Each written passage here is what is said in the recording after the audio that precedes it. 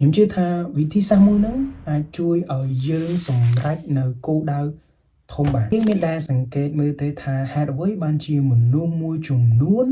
ពួកគាត់បោះបង់នៅអ្វីដែលខ្លួនឯងទើបតែចាប់ដើមធ្វើអាចថាមិនមែនដោយសារតែពួកគាត់ហត់នឿយមិនមែនកើតឡើងដោយសារតែភាពខ្ជិលឬក៏ភាពរវល់របស់គាត់នោះទេប៉ុន្តែមូលហេតុហ្នឹងគឺកើតឡើងដោយសារតែគាត់ព្យាយាមចាប់ផ្ដើមធ្វើរឿងណាមួយជាមួយនឹងរឿងដែលធំតែម្ដងមានន័យថាបើសិនបើគាត់ចង់បានសាច់ដុំគឺពួកគាត់ចំណាយពេល2ទៅ3ម៉ោងដើម្បីធ្វើលំហាត់ប្រាណក្នុងថ្ងៃដំបូងឬក៏សប្តាហ៍ដំបូងឬមួយក៏ពួកគាត់ទៅរៀនពាក្យថ្មី50ទៅ100ពាក្យក្នុងរយៈពេល1ថ្ងៃ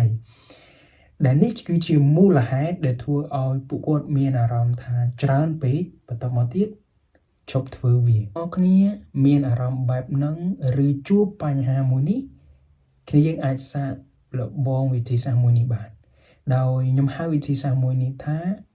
start small ចាប់ផ្ដើមធ្វើអ្វីមួយជាមួយនឹងរឿងទូចតាចដើម្បីប្រើប្រាស់វិធីសាស្ត្រ start small ឲ្យមានប្រសិទ្ធភាព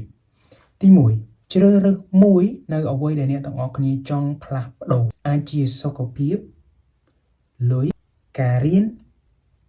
ឬក៏ discipline ជាដើមសម្រាប់ខ្ញុំចាប់ផ្ដើមជាមួយនឹងវិន័យតែមួយគត់ហើយអ្វីដែលខ្ញុំកំពុងតែធ្វើរាល់ថ្ងៃហ្នឹងគឺវាមិនច្រើនលើសលប់ទេសម្រាប់ខ្ញុំគ្រាន់តែព្យាយាមបំពេញនៅ